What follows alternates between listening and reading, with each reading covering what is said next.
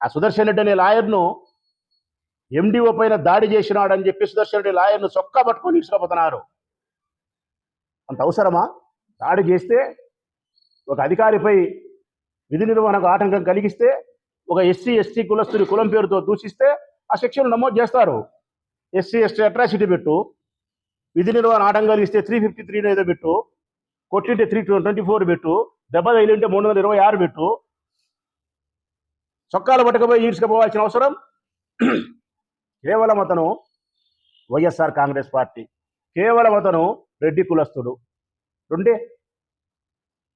మరి ఆ లెక్కనైతే 14-15 సంవత్సరాల ఆడపిల్లలను, 9th క్లాసు 10వ తరగతి ఇంటర్మీడియట్ పిల్లలను మానభంగం చేసి, రేపు చేసి, హత్యలు చేసి వాళ్ళని పట్టకొచ్చినారా? మీరు ఈడ్చకొచ్చినారా? మీరు ఏ బుద్ధన టీవీలలో ఈ రాష్ట్రంలో ప్రజలు ఎవరైనా చూసినారా?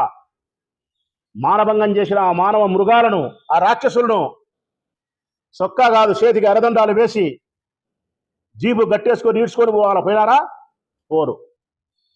సుదర్శన్ రెడ్డి లాయర్ను మటుకు ఈడ్చకపోతామంటారు. కారణం, అతను వైఎస్ఆర్ కాంగ్రెస్ పార్టీ, అతను రెడ్డి కులస్తుడు, పవన్ కళ్యాణ్ కడపకు వచ్చినాడు, చంద్రబాబు నాయుడు చెప్పినాడు చెయ్యాల.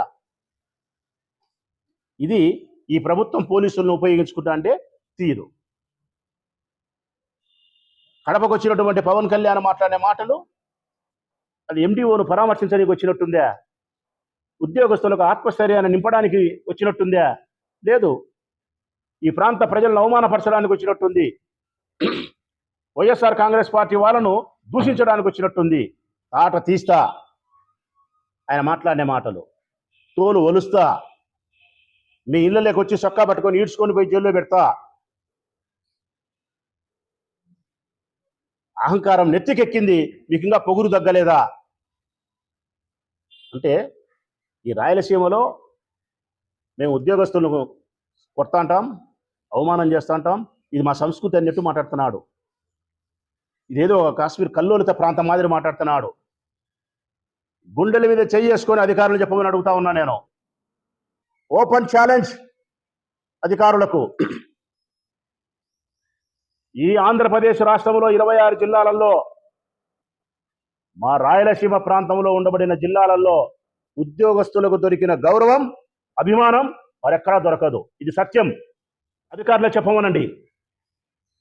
ఈ జిల్లాలలో పనిచేసే ఏ ఉద్యోగస్తునికైనా, చిన్న పెద్ద ఏ ఉద్యోగస్తునికైనా విపరీతమైనటువంటి గౌరవం, మర్యాద ఈ ప్రాంత ప్రజలు ఇస్తారు.